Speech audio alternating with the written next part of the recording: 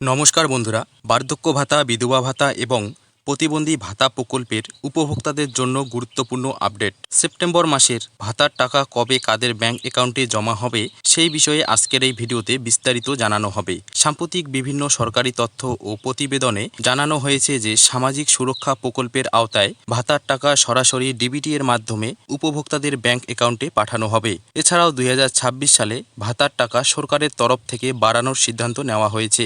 সেজন্য উপভোক্তাদের মধ্যে সেপ্টেম্বর মাসের ভাতার টাকা নিয়ে আগ্রহ বেড়েছে। আজকের ভিডিওতে আমি জানাবো সেপ্টেম্বর মাসের পেমেন্ট কোন কোন উপভোক্তা আগে পাবেন এবং কোন কোন উপভোক্তাদের টাকা পেতে একটু দেরি হবে। এছাড়াও যাদের আগের মাসের টাকা বাকি রয়েছে তাদের কি হবে এবং কিভাবে নিজের পেমেন্ট স্ট্যাটাস অনলাইনে চেক করবেন, সমস্ত কিছু জানিয়ে দেব আজকের এই ভিডিওতে।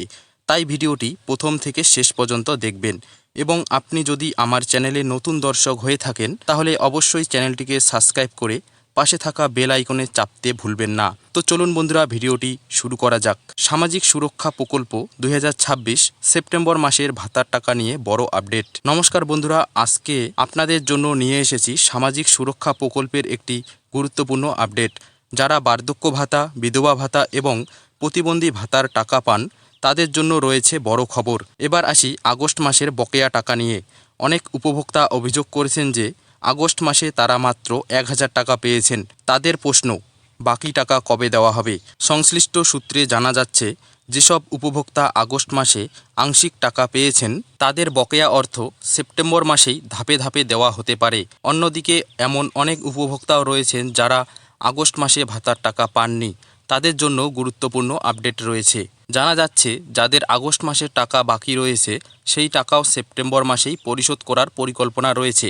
ফলে সেপ্টেম্বর মাসে অনেক উপভোক্তা একসঙ্গে বর্তমান মাসের ভাতা এবং বকেয়া টাকা পেতে পারেন। সর্বশেষ তথ্য অনুযায়ী সেপ্টেম্বর 2026 ভাতার টাকা দেওয়ার সম্ভাব্য ফাইনাল তারিখ হিসাবে 2 তারিখ থেকে 5 তারিখের মধ্যে টাকা পাঠানোর কথা জানানো হয়েছে। তাই যেসব উপভোক্তা সেপ্টেম্বর মাসে ভাতার অপেক্ষায় রয়েছেন তারা নিজেদের ব্যাংক অ্যাকাউন্ট নিয়মিত চেক করতে থাকুন। তবে মনে রাখবেন, সরকারি দপ্তরের চূড়ান্ত নির্দেশিকা বা অফিসিয়াল বিজ্ঞপ্তি প্রকাশিত হলে তবেই তারিখ সম্পূর্ণভাবে নিশ্চিত হবে।